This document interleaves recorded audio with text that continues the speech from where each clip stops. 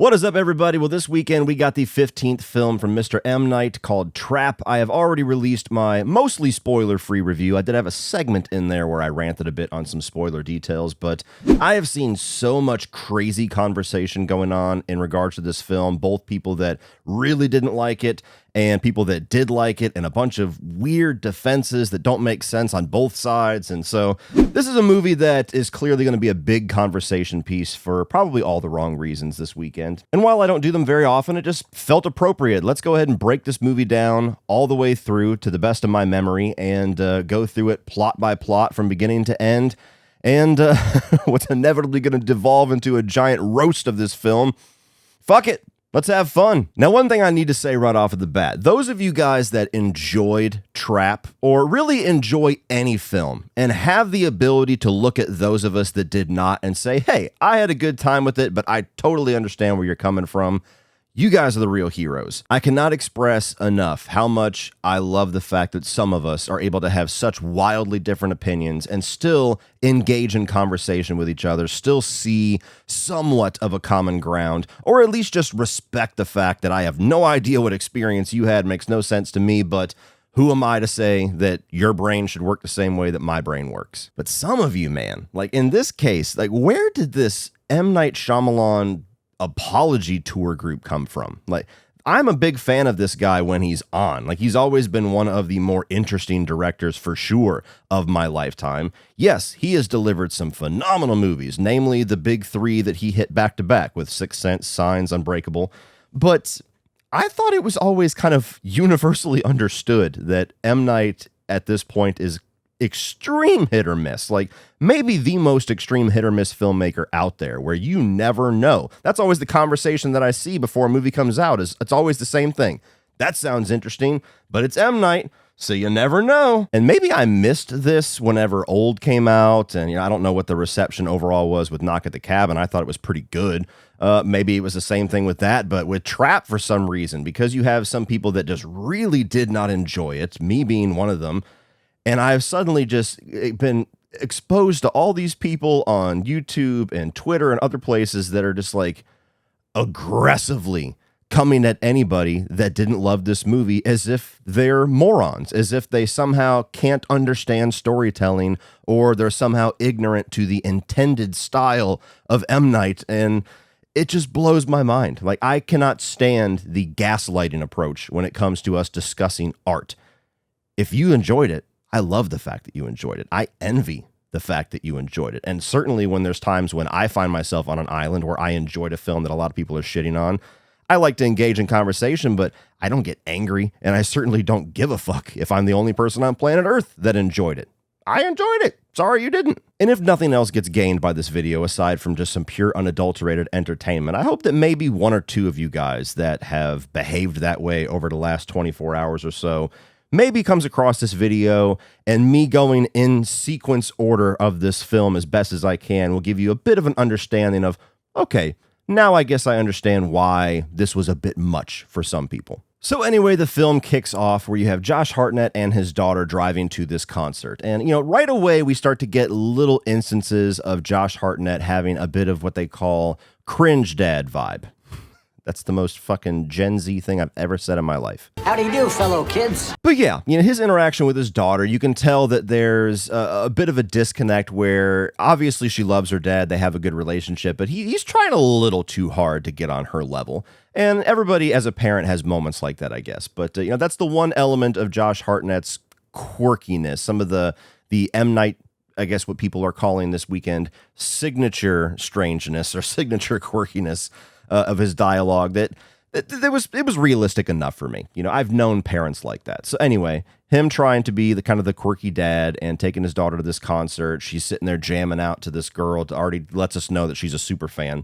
And one thing I didn't say in my review that I thought M. Night did pretty good at, I do have some questions that maybe you guys can give some context to, but overall, I think he did a pretty good job at giving us what the experience of going to a concert is like. Now, I have never been to a pop show. I have never been to anything on the level of like Taylor Swift or what Lady Raven is trying to portray here. I've only been to rock shows and one or two country shows.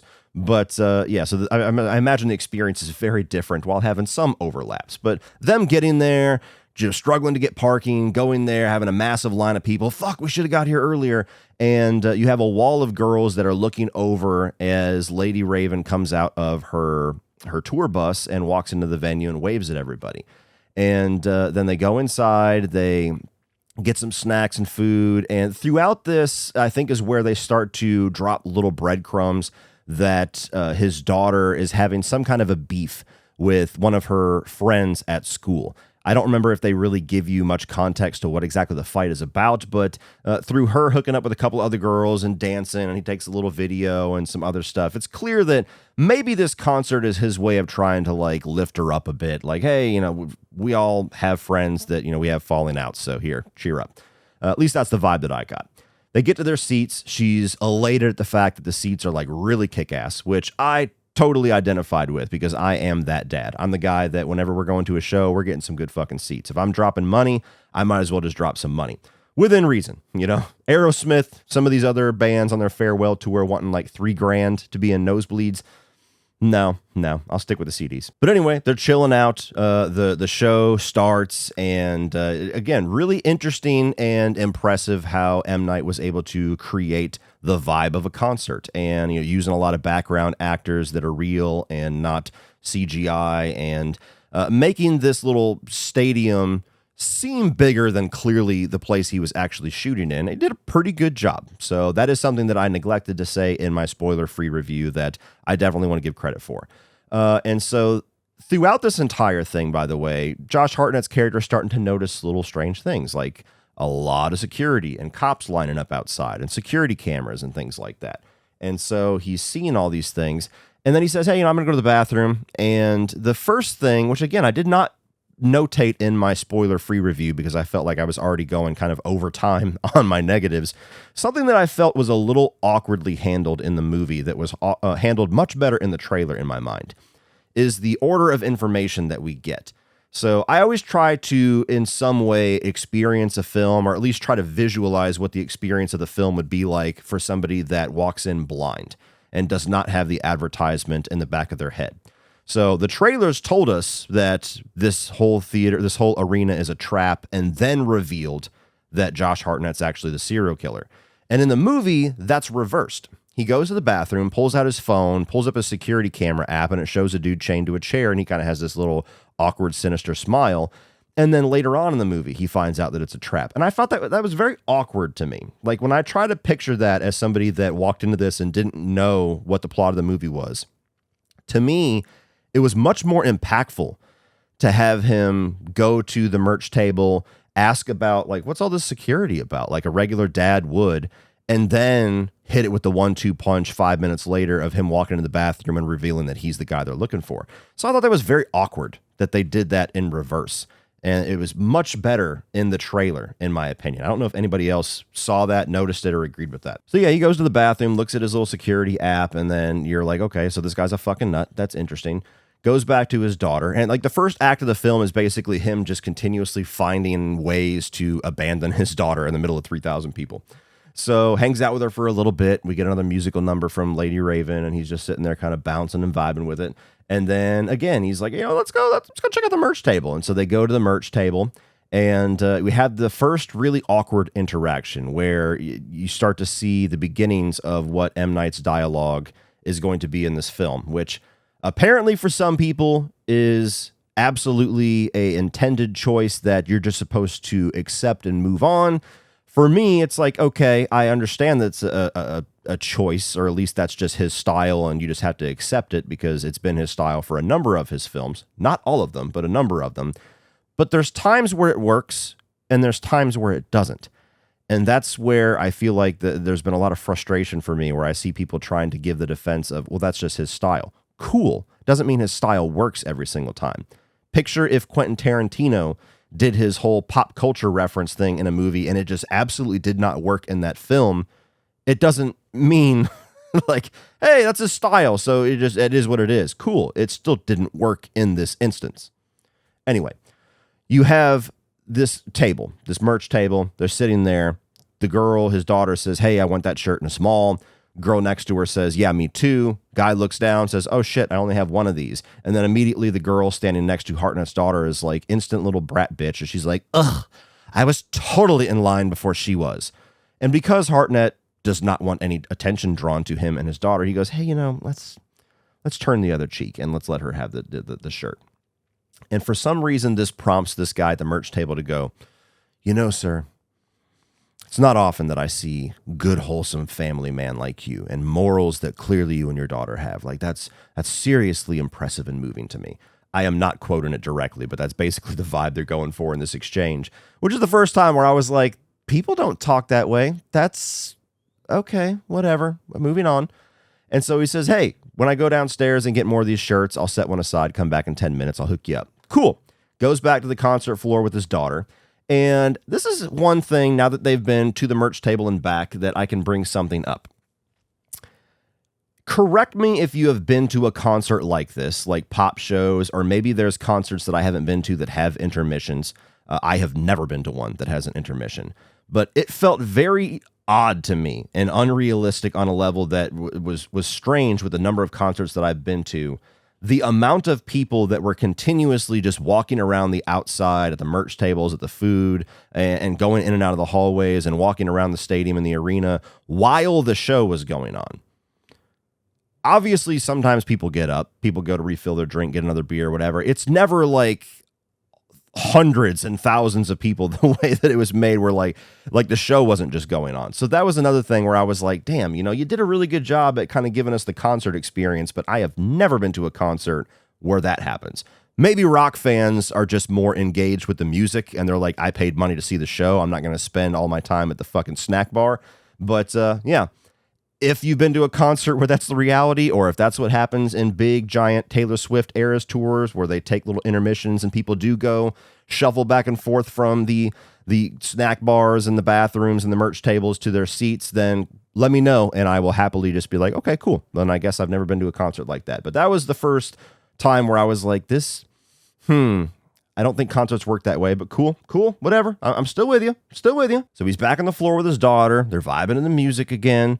And he then, like after half a song, he's like, hey, I forgot my credit card at that merch table. I'll be back. Okay, Dad, you've been around for 30 seconds of this concert, but bye. And if I'm remembering correctly, while he is on the way to the merch table, this is the first time that we get an interaction with him and the mother of the girl that his daughter is having a bit of a feud or falling out with.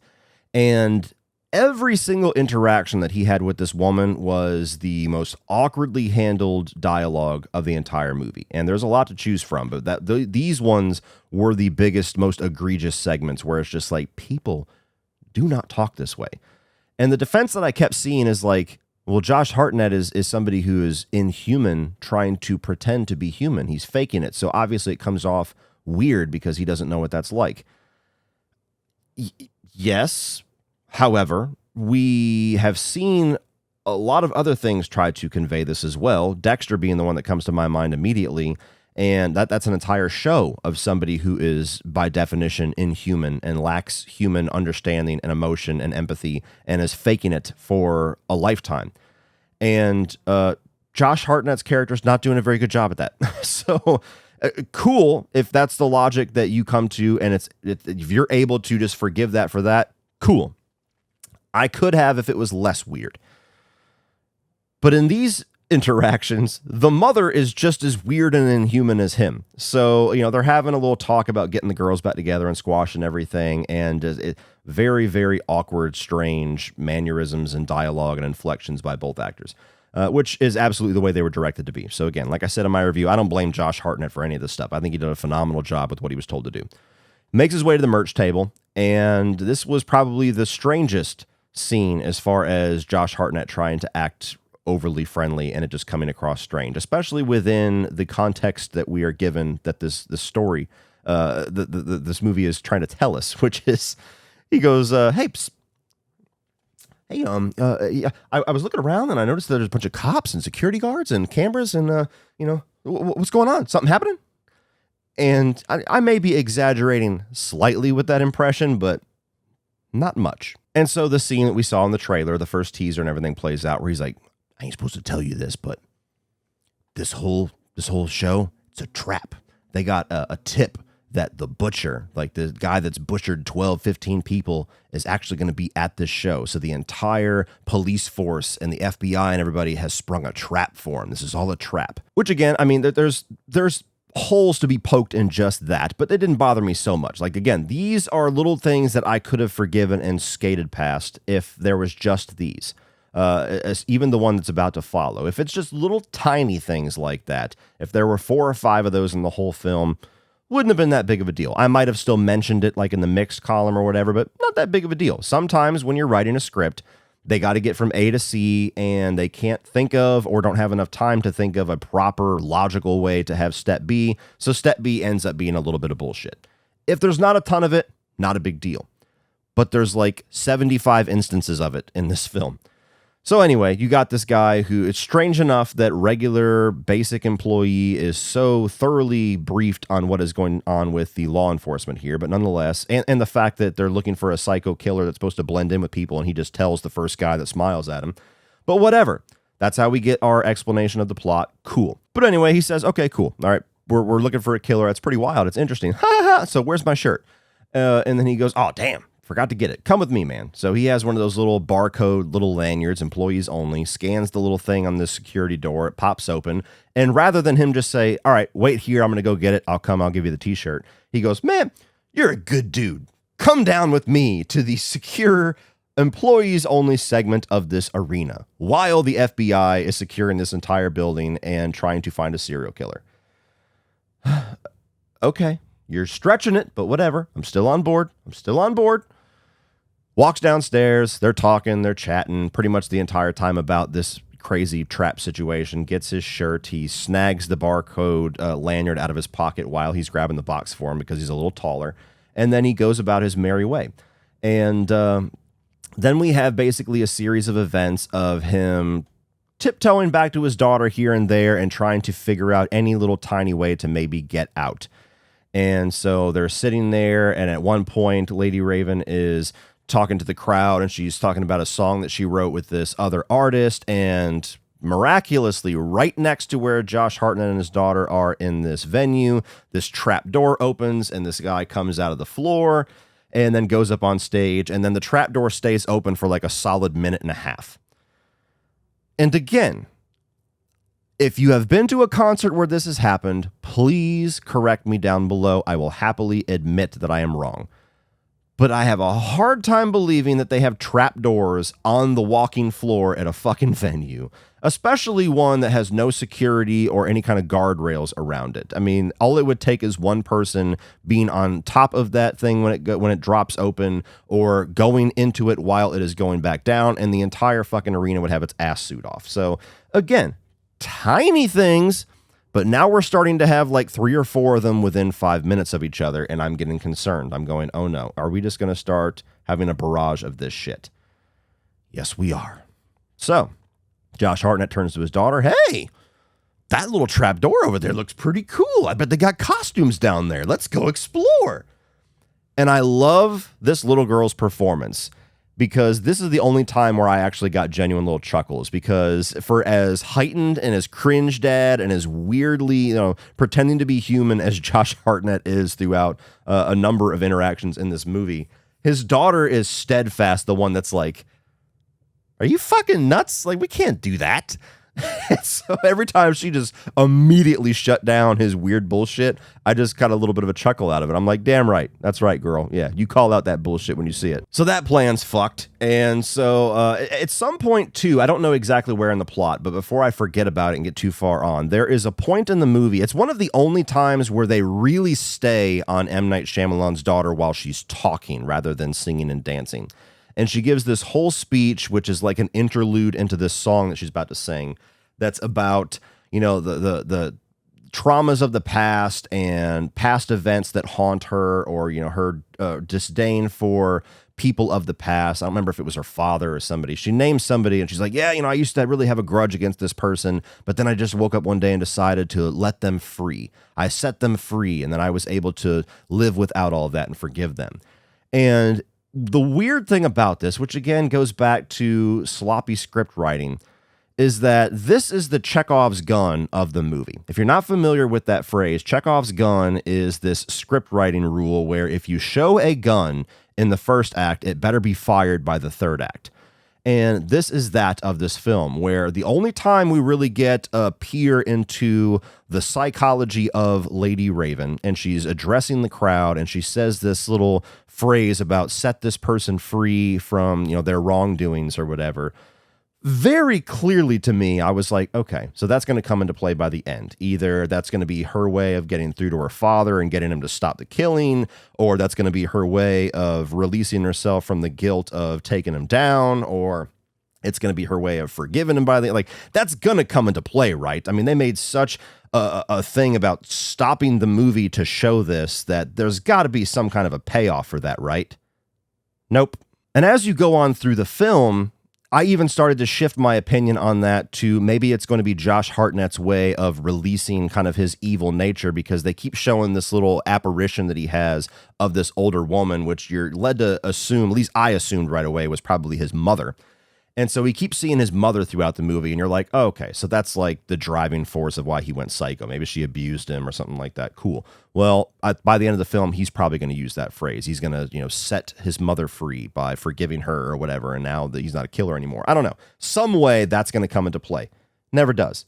Very fucking weird. So now we have a collection of scenes where yet again he is kind of like skating away from his daughter to go do things every 5 minutes, and so he ends up at a point where he sneaks backstage into this area where the FBI SWAT team is basically having a briefing on how they're going to handle this situation. There's literally like 35 armored cops in this room. And just because he has the little security lanyard attached to his shirt, he walks right through them. And he's like, oh, excuse me, guys. Excuse me. I'm just trying to get some coffee. Excuse me. Pardon me. Excuse me. Multiple things that don't work about this. Like, I know you're just trying to convey, like, he's a bad motherfucker. He's crafty. He's got balls. He's actually going to go right in the middle of a room of cops, get a little bit of information, and walk right the fuck back out. He's awesome, isn't he? I wish I could say that because I want him to be awesome, but no, fucking stupid. He fits one of the 3 or 4 different descriptions that they have as the possible description of this killer. So you would think a room full of highly trained, supposed, lethal cops would look at him and go, hey, what's your name? What's your credentials? Who do you work for? Who's your boss? I got a guy here, like something like that. But whatever. No, that doesn't happen. 2, if you're having a room where clearly they have blocked it off for security reasons and they're going over something that is only, need to know basis for the people with machine guns, I have a hard time believing they would stick the break room coffee table in the middle of all of that. But again, whatever. So, he goes in there, gets a little bit more information, walks out, nobody bats an eye at him, grabs a radio out of this dude's uniform who wasn't wearing it. At no point in the movie does somebody say, hey, my radio is fucking missing. But whatever.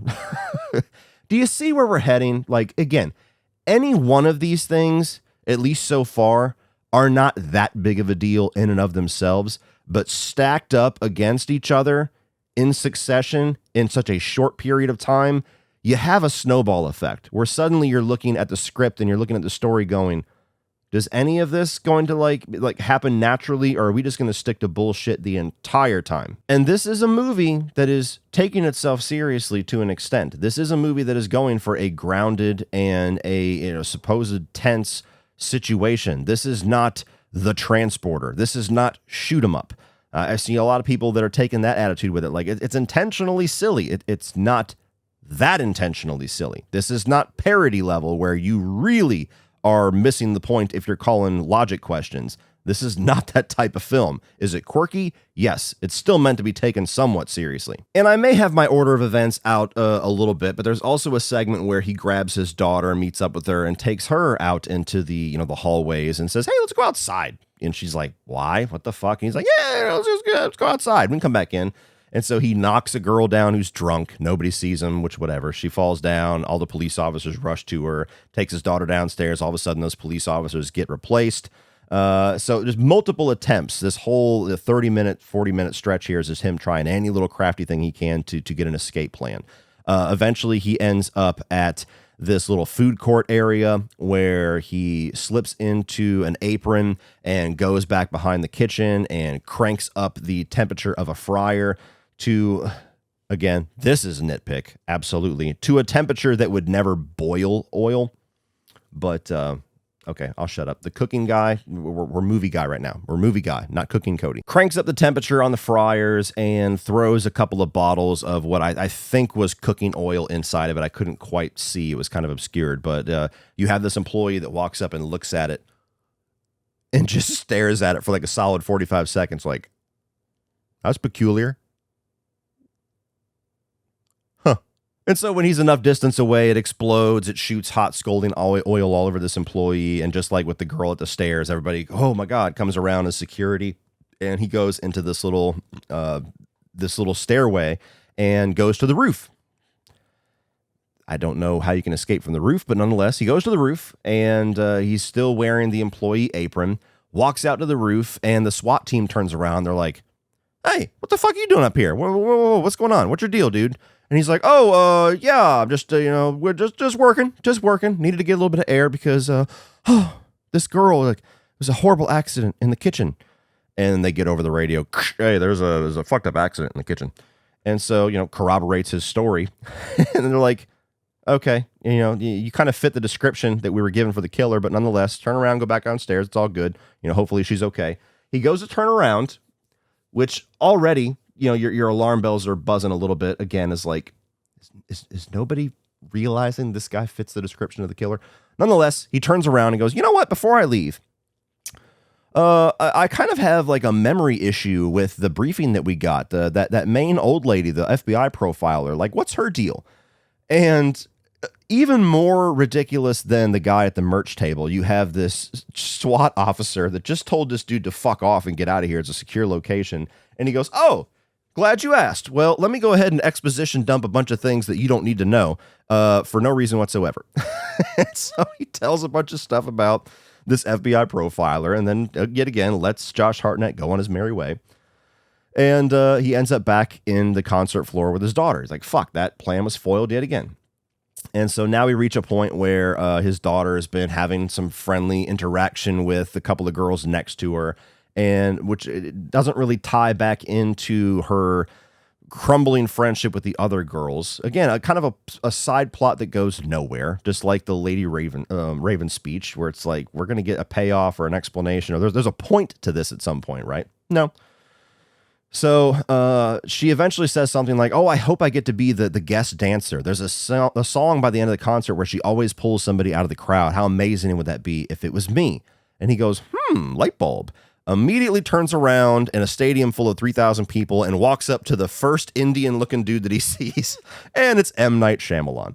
And he goes, hey, thank you so much for putting on this concert. Like, we are so happy to be here. Yeah, my daughter over there, oh, the little scamp, she just got cured of leukemia. Yeah. Oh, but sorry for dumping that random fucking information on you, man I've never talked to before. Anyway, I'm going to go back to my seat. Ciao. And the guy's like, wait, M. Night. Well, hey, I'm actually Lady Raven's uncle. So what seats are you guys at? And so you know where this is going. They go back to their seats. And, 30 seconds later, M. Night and some other security guys come up to her and they're like, Jamie, I choose you. Jamie. So they pull him out of their seats. The girl's freaking out as she normally would. They're walking up. And we have this moment where there's a wall of SWAT team guarding the backstage. And the manager, the handler of the arena, whoever, M. Night passes them off to her. And he walks up and the SWAT guy goes, hey, no, nobody's coming backstage. I forgot to mention, by the way, that all throughout everything that I'm talking about every 7 or 8 minutes, they cut to the FBI or the cops, like literally tackling somebody, arresting somebody, or yanking somebody out of their fucking seat if they even vaguely resemble one of the profiles they were given for this killer. So reinforcing even more how aggressively they are taking down people that even could be somewhat of a match of what Josh Hartnett is. So they said, hey, can't come backstage.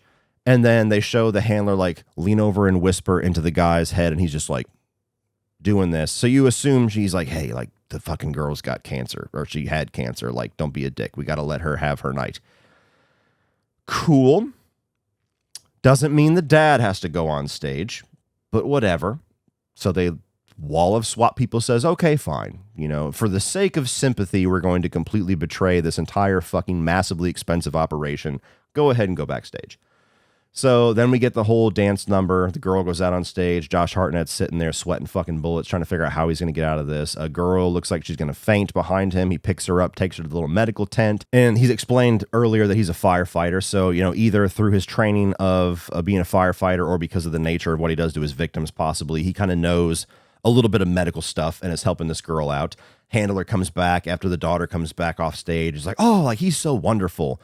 You know, why don't you guys come backstage and just hang out with Lady Raven? Because he's like, hey, you know, it's kind of, can we just like slip out the back to our car? Yeah, sure. If the movie was just a regular concert, that would draw some questions, but this is an FBI operation to trap a male killer. And you just told somebody that you don't fucking know, yeah, come backstage and just slip out the back. I hope I'm conveying like the series of events here. Like it's one after another, after another, after another, after a fucking another. And we haven't even started the third act shitstorm yet. Do some of you that haven't been able to understand like the logic argument of this movie, that thinks that it's silly to call into logic and you should just shut your brain off and enjoy movies, like, are you starting to understand how some of our brains work, where it's like, this is becoming way too much. This snowball is getting too large for me to ignore. So now they're just hanging out backstage that has little to no security. The star, who is supposed to be Taylor Swift level, just walking around, no security guards with her, you know, doing her little radio meet and greets or whatever. And then she comes up and greets them. And Josh Hartnett says, hey, you know, can I talk to you like one-on-one in a private room with nobody else there in the middle of a situation where you're supposed to be finding a serial killer? And yeah, she does. So they fucking go in this room, and immediately he's like, hey, yeah, this is a video feed of a guy that I have kidnapped. So yes, I'm the killer. Haha, you got me. And I'm going to push a button and this guy's going to suffocate through carbon dioxide if you don't give us a secure ride out of here.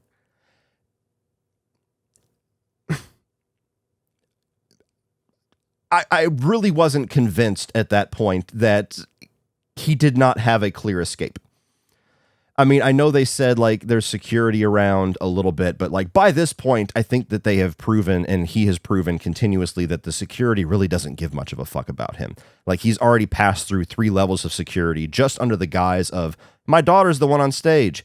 So I did not buy that leap of I've now made it to the backstage. Escape is right there, but I have to reveal myself to the pop star. That's the only way I can get out of here. So that didn't work for me. Nonetheless, now we kick off the shit show of the last third of this film, where Lady Raven quietly escorts them outside, again, with no security whatsoever, to this limousine. They don't question who he is at all. They let them get into the limousine. The daughter is on cloud 9.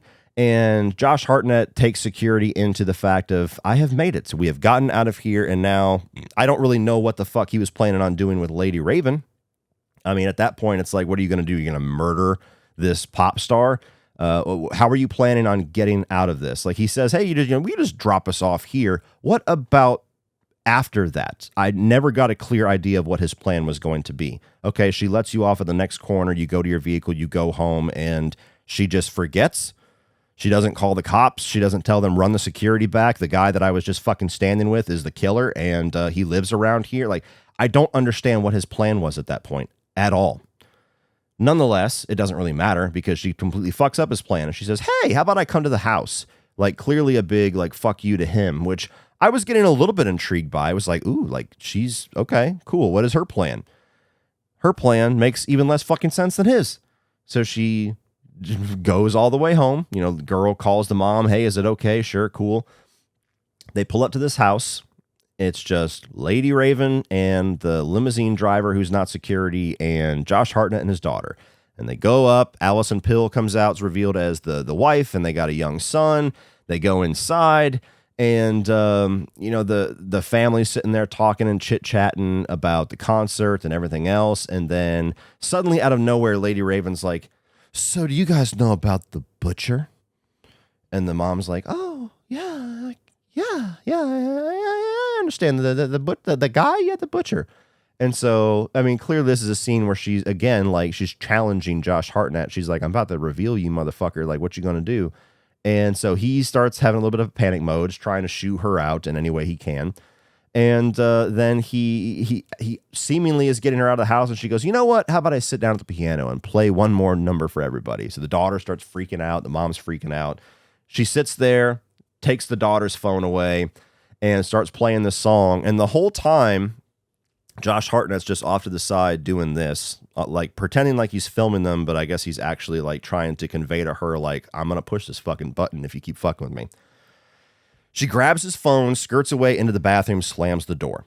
And so you have her in the bathroom as she opens up her phone and starts like an Instagram live. And all you hear is the dialogue of what is happening in this living room where Josh Hartnett is freaking out, pounding on the door, trying to get her to come out or get the phone. And the wife and the kids are like, what are you doing, Dad? What's going on? Like, not thinking that it's weird at all that she just grabbed his phone and skirted away into the bathroom. They're just weirded out about why he wants his phone back and why he's concerned that this stranger is locked herself in his bathroom. Nonetheless, you hear the scuffle, you hear him freaking out a little bit, and he's just continuously knocking on the door. Hey, let me in. What you doing? What you doing? Let me in. And at this point, this is where it's like, okay, I'm really, really starting to struggle with the logic of this character. Like, up to this point, we're supposed to buy in that he is such a crafty, sinister, sly motherfucker that he is just going to swarm his way all the way through this little FBI investigation and all the way through this arena and slip out the back door.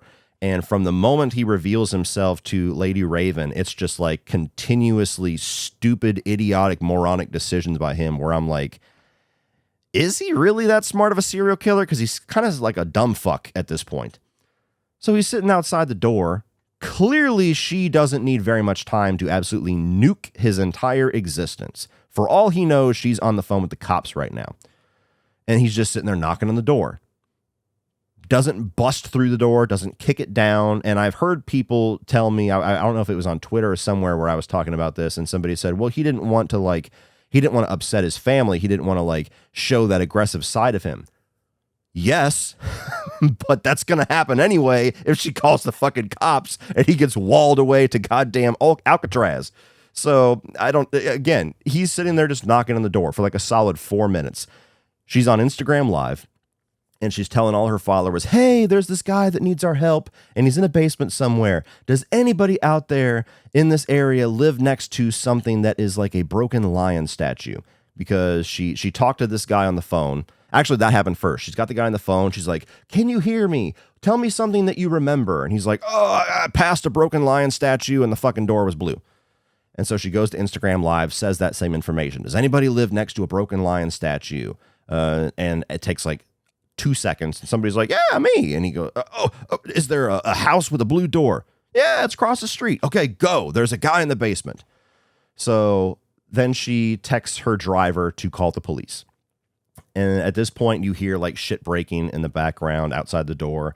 And then eventually Josh Hartnett opens the door. And his family is somewhere else. You know, he says he put them upstairs in a room or something like that. Whatever, it doesn't matter. So he's inside the room now. She's got his phone. She's got her phone. He takes his phone, asks her what she did. She won't answer. And then he looks at the security feed and the guy's gone. And he's like, how did you do that? Well, she had plenty of fucking time. There's about 19 different ways that she could have done that. But nonetheless, he basically tells her, we're leaving. Like, this is where you start to see, like, okay, he's getting into kill mode. And one detail that I did like about this scene is, like, his life is about to go implode and he's dragging her backwards, and then he looks at the bathroom towel that's just slightly uneven, and he goes and pulls it down, because one of the things the profiler said is he's probably OCD, and that will come into play a little bit later. Takes her to the garage, gets her into this car. And this, to me, was the biggest missed opportunity for a phenomenal moment of humor. So he gets her into the car, and he's talking to her, and then suddenly she goes into, like, Friday the 13th Part 2 mode and starts talking to him like Jason Voorhees, and she's like, "Shut up, young man.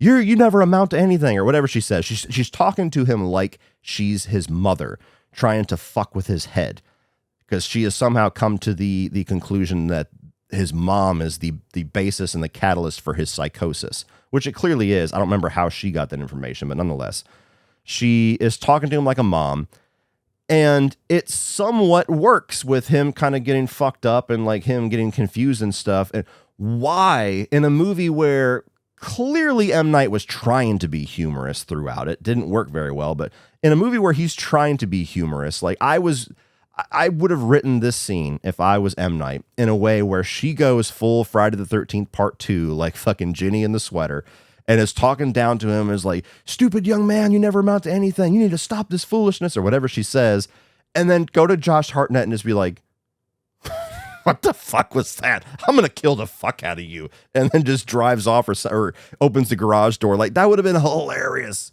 But no, so it is working on him somewhat. Opens the garage door. His family is out in front. Like, "Dad, what's going on?" And so I guess he's shocked that his family didn't obey and stay upstairs in the closet or wherever he put them, and is outside. And he kind of goes into catatonic mode and just looks at them. And Lady Raven's like,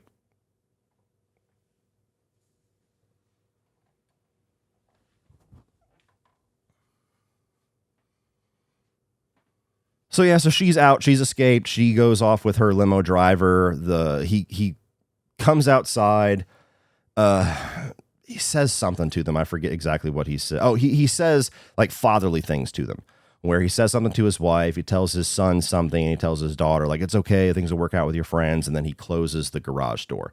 So this is the first time that it seems like we're approaching an ending.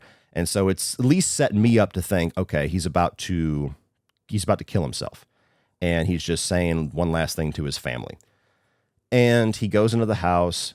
SWAT starts to surround the house and everything like that. And they start to go through, and they're clearing rooms. And so you get this guy, you only see the back of his head, that walks up full on SWAT garb and goes, "Yeah, limo driver, get the fuck out. I'm going to be driving her." Okay, sir. Gets out, gets in. I mean, we know immediately who it is, but it takes about 15 seconds for him to basically reveal himself to Lady Raven.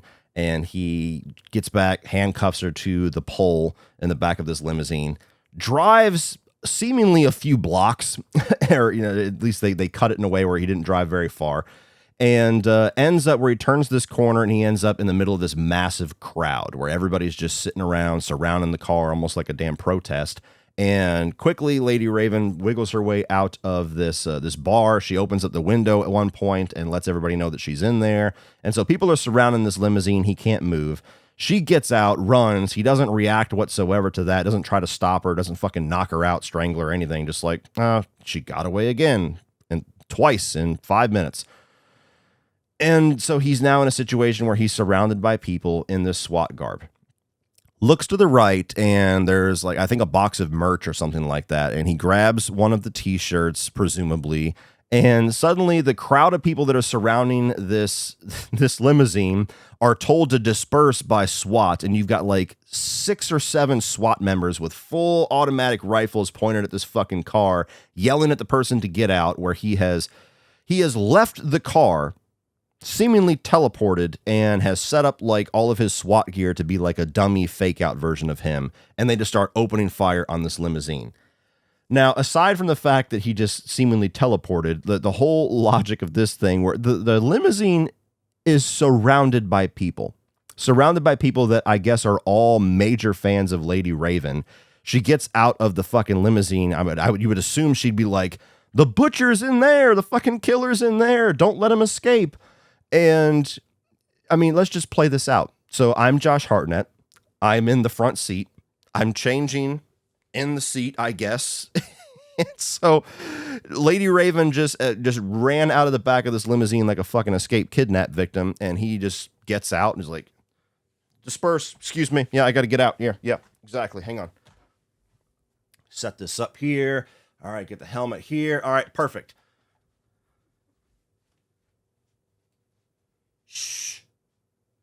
So even after the SWAT members surround this car and are like, suspect, don't fucking move or we're going to shoot you. Like, nobody's like, this guy right here got out of the fucking car. I see you, motherfucker. I'm looking right at you. You're not blending in. Oh my God. So yeah, so we're continuing on, and then we had one ending that it seemed like he was going to off himself in this house and say goodbye to his family, and now we have this. We're approaching a second ending where he now goes back to his house in the middle of the night, and only his wife is there. She has a short little scene talking to this FBI profiler, and they let us know basically the kids are secure somewhere, but she wants to stay there, which struck as odd to me, and I immediately knew something was going on. I was like, so what is she like? Is she in on the killings or something? Like, that doesn't make sense that she would just stay there. So I figured there was some kind of a setup or something going on. And so she's doing dishes or some shit, and then Josh Hartnett just shows up in the house, full psycho mode. And this was the only segment of the third act that I liked pieces of, because you got really good sinister edge out of Josh Hartnett's performance. Like, this is where he's fully like, the mask is off. This is who I really am, which is cool. And I also kind of liked a bit of where they were starting to head with the last little reveal. I wouldn't call it a twist, but Josh Hartnett was able to deduce and then went back to the house to basically take revenge for the fact that he figured out that this whole thing must have been sprung by my wife. And so he's talking to her and basically gets her to admit that, yeah, she thought that some of his behavior was starting to get weird. She thought him being out late was strange. She assumed at first that maybe he was having an affair. So she followed him, excuse me, to one of his empty little houses that he would take his victim to. There was nobody there. He would just go there. I think he said he went there to like think sometimes. And so she sees him go to this empty house, doesn't do anything. He leaves. So she goes back without him, and just didn't get a good vibe from the place. And so she said, the thought came to mind that maybe my husband is this butcher that everybody has been searching for and has been all over the news. So what I'm going to do, instead of just calling the fucking cops, even if you want to call them anonymously, calling the fucking cops and saying, I think my husband is the butcher, or calling them anonymously from a phone somewhere and saying the guy that lives at such and such, may be the butcher. You should go check it out. And seeing how the investigation played out from that on whether or not they had the evidence or had some kind of a way to verify that he was in fact the killer. No, let's not do that. Let's take a receipt out of his pocket for the concert. Let's tear off a piece of it so it looks like it was accidental. And let me just leave it here, and I'll leave an anonymous tip for the cops to find this abandoned house. Fuck that explanation. Okay, like the whole thing about the wife setting everything in motion, cool. I liked where that was heading. The actual explanation they gave, I mean, okay, you're a wife and a mother. The man that you love, that you have built a life with and had children with, you think might be this brutal, sadistic, dangerous serial killer that literally chops people into pieces.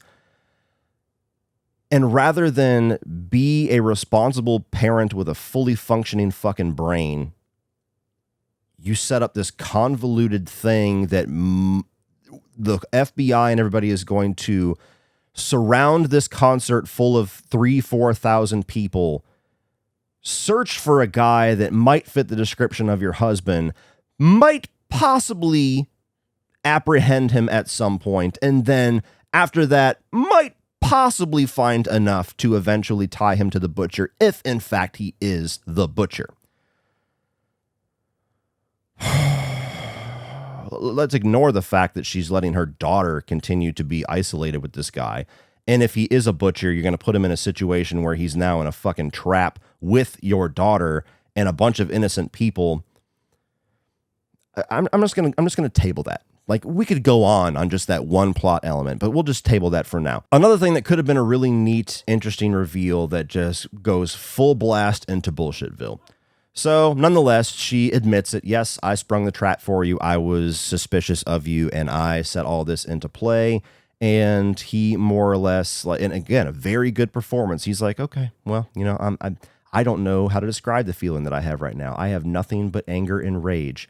And like, he's just letting her know, like, I'm going to fucking destroy you. Like, I'm going to mutilate you. But we're going to have this last little conversation because it's just going to be, it's going to be delicious waiting and having you anticipate what's going to happen. Great scene, you know, given the removing the whole bullshit side of it. And then even that is short-lived because then you get to a spot where he picks up his cleaver, walks towards her, and she goes, wait, before you brutally murder me for destroying your life and taking your children away from you for the rest of fucking forever, let's have one last piece of pie together. Okay, whatever. Fucking weird. Makes no sense. Why would he stop?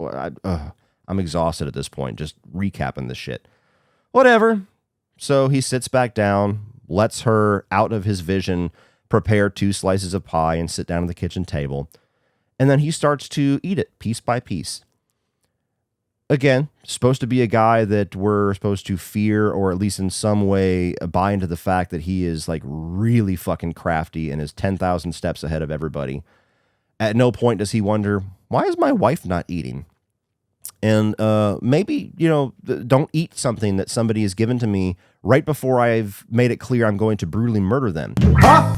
But nonetheless, he chows it down, and as he gets to the last bite, he starts to feel something, and he looks down at his plate, and there's this powder underneath the pie. So I really don't know what exactly she did. I don't know if she just crushed up pills or some one of his powder or whatever he uses and put it underneath the pie, or she mixed it in with the pie, or whatever the fuck. But anyway, she laced his food with something that he uses to incapacitate his victims.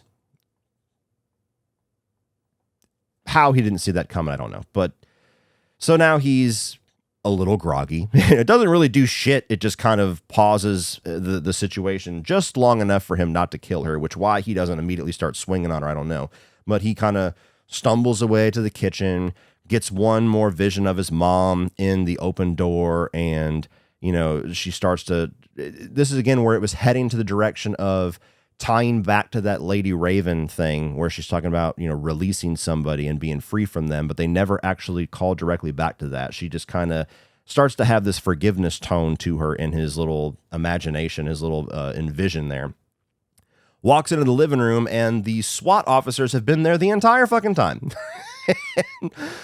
Before I even get into what they do, the dude had a meat cleaver a foot away from his wife, could have swung on her at any time. And even after he gives more than enough information for a confession, nobody steps in to make sure that this bitch doesn't get a fucking cleaver in her face for her troubles. Whatever. We go into the living room, and he gets hit with the taser. And in a moment where I thought shit was about to get gnarly, he's... and then just goes over to the first SWAT guy that he sees and starts crushing his eyeballs into his skull. No gore, but he starts to do that, and they start hitting him with another taser. He gets up, starts going towards that person, and then you have the FBI profiler that hits him with the last one that knocks him out, incapacitates him. And so now we go outside. And, I mean, at this point, the movie feels like it's been going on for an eternity. Like, we've had so many false endings, and it's just like, what now? What is left now? So they walk him outside. You know, he's got the hand shackles. I think it was chained to his feet too. And, you know, keep in mind, this guy is like I would assume a nationwide manhunt where they had every law enforcement officer probably in the fucking state at this arena, plus FBI, plus, I mean, just thousands and thousands and thousands of dollars worth of an operation to catch this one fucking guy. And they walk him out as if he's a guy that like had a hit and run. And he's walking out. At some point, a car pulls up with his kids, and his daughter runs over to him. At no point do they like stop her or intervene whatsoever. She just hugs her dad. Like, He could grab her and use her as a hostage. He could fucking kill her. I mean, anything like that. Nobody bats an eye. And yet again, kind of a dick tease because she just hugs him. And I'm waiting. I'm like, okay, she's going to say something to him. Like, I release you. Or she's going to, she's going to say something to him to have this interaction matter. And she doesn't say a word to him. She just hugs him. And then she runs inside. We never see her again. And I was like, what? Why wouldn't this character say anything? Like, what a weird creative choice. Nonetheless, then he starts to walk again, and he walks clearly away from the 7 or 8 SWAT officers that are supposed to be securing him, and goes over to this bicycle, and they're just like, oh, and they don't stop him at all. And he goes and he takes this little bike, and then he just sets it upright, which for the audience is just like one other little extra tiny payoff of like the OCD profile. Like, oh, the bike was tipped over. I need to make sure it looks clean before I walk away to my fucking execution. But yeah, so he slowly goes over to this bike, lifts it up, stands up, like totally normal for a fucking whack job serial killer to do that. Nobody stops him. Nobody says anything. Nobody looks in his hands. Nobody like makes sure he didn't get anything from it. Nothing. Nobody looks at the fucking bike. They're just like, oh, whatever. And they put him in the back of this van. And then the movie finally ends where it shows the bike and it shows that he had torn off this spoke in absolute silence, mind you, very easily and pulls it out of his sleeve, bends it, picks the lock and starts to like almost like maybe it was a call back to Psycho is kind of the vibe that I got where, they're doing the slow zoom on Norman Bates as he's having the inner monologue of his mother, only it was him like just laughing maniacally like, I'm about to go fuck shit up again. Or as a tease that maybe M. Night thought this was going to be received better and we're going to see Cooper again. I don't know. But then the movie ends and just, my God, man. I mean, just going back through the movie exhausted me mentally just doing this video. Hopefully it was fun, but like, I wish I could have liked it. Honestly, I wish I could have liked it. M. Night is one of those directors that I always root for. No matter how many times he has disappointed me, I always root for him. And he always suckers me back in, and I'm like, come on, man. Let's knock this baby home. But he is in this turn and burn era of his career where now he finances his own films and he is just cranking movies out left and right. I mean, we got Old a couple of years ago. We got Knock at the Cabin last year. We got Trapped this year. I saw an interview where he's talking about he's already in some form of the writing stage or production stage of 3 or 4 more films. And I think he is slated to have another film next year. And to me, it's just clear. It's like, dude, you always have these phenomenal ideas for a story idea, but you need to stop trying to like crank it out as fast as possible. Like pause and develop the script more. This could have been phenomenal. And again, for those of you that thought it was, I envy you. But for me, absolutely fell apart the entire time. This could have been phenomenal. This could have very easily been top tier M. Night. But I couldn't help but watch this and experience this film and feel like this was like maybe a second draft of a script. That the production stage of it was so like, we got to get this done, or the main objective, which is hard to not buy into at some point, that the main objective is that his daughter's music career is supposed to be the big takeaway from this, and then he just quickly kind of wrapped a story around it to justify its existence. Like, this script needed a few more passes for sure. And you could have alleviated a lot of the bullshit. And for those people that are trying to excuse it away of like, just shut your brain off and enjoy a film. This is not a shut your brain off and enjoy the film type of movie as much as you want it to be. Like I said, this is not The Transporter. This is not Shoot 'em Up. This is not, Airplane. This is not a movie where it's like you have to accept the fact that this is stupid and ridiculous. Otherwise, like, why are you here? This is not that type of film. And the constant excuse that I'm seeing of like, well, that's just the rules of this world. That's the rules of this movie. It's supposed to be ridiculous and you have to accept that and move on. And it's on you if you can't get on board. No, it's just badly written. The dialogue not working is an entire issue in and of itself. But the biggest issue of this film is just constant contrivances, constant conveniences, and constant absolute illogical nonsense. And at the fucking risk of being a broken record, if there was even like a fifth of the amount of bullshit that we have in this film could have got through it. It's not that big of a deal. I'm not the type of person that walks in like movie sins or something and just try to figure out every little inconsistency. I'm not that person whatsoever.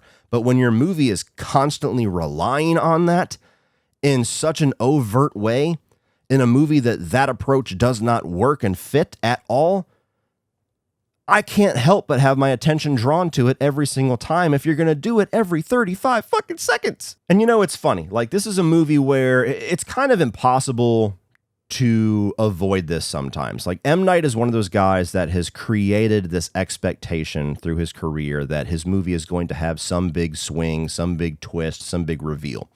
And I have tried my best to not really like have my brain focus on that in the lead up to his films, because one of two things is going to happen. Either I'm going to figure out the twist because that's all I'm focusing on, and there's usually only so many things that it can be, or there's not some kind of a big reveal, and now I have set myself up for disappointment if the film is more straightforward. And like Knock at the Cabin is a film that I think really needed a twist and didn't have one, and all of us were expecting one.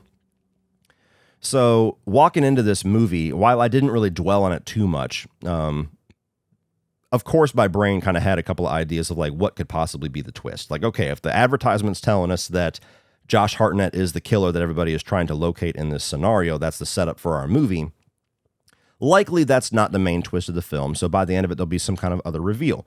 So what could it be? I don't know. Maybe the daughter is the killer, or maybe works with him as the killer, or maybe, she's the one that he just gets the victims for, like let the right one in. Or, another direction I went, which it sounded cool, but I felt it was going to be way too reminiscent of Dexter, and so it probably wasn't going to happen, is that he is there to kill the killer.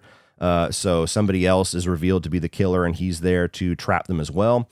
There was a couple different scenarios that I went through in my head. And then you had another one which only popped into my head for a second, and then I immediately went, oh God, no, please don't do that. No, I don't want that. And that was, I wonder if there's going to eventually be some kind of a supernatural edge to this film, and we're going to have like a split situation where by the end of it, it's revealed that this takes place in the Unbreakable universe. And walking into this film, as I said, my brain, that slide popped in front of my eyes, and I went, nope, next. I don't want that. That's silly. Unbreakable, split glass, that's done. We don't need to go back to that. Don't dip back into that well, M. Night. And by the end of this film, when I was driving home, I was like, damn, if they had made this like a supernatural edge movie by the end of it, and then it fit into the Unbreakable universe, and it was that type of rules, that would have made this make a lot more sense. I could have forgiven a lot of the stupid bullshit because, I don't know, he's got like some kind of super intellect, or he's got like an ability to fucking project things into people's mind and make them do what he wants or something. I don't know. But it's crazy that by the end of it, I was like, damn, that actually probably would have worked better. Anyway, guys, let me know all your thoughts on this film down below. I know some of you loved it. I know some of you hated it. A lot of you are in the middle. So let me know all your thoughts. If you have any points to counteract what I said, please, by all means, I would love to discuss it. And hope you guys enjoyed it. Check out my spoiler-free review if you have not already as well. And I also have an M. Night ranking dropping tomorrow. So that's it for this one, guys. If you enjoyed it, click over here for all of my 2024 new release reviews. I am going to put that M. Night ranking up here, which will be updated tomorrow with the updated ranking. Like, share, hit that subscribe button on your way out so you don't miss everything in the future. And as always, remember, opinions are like assholes, but that doesn't mean you have to be.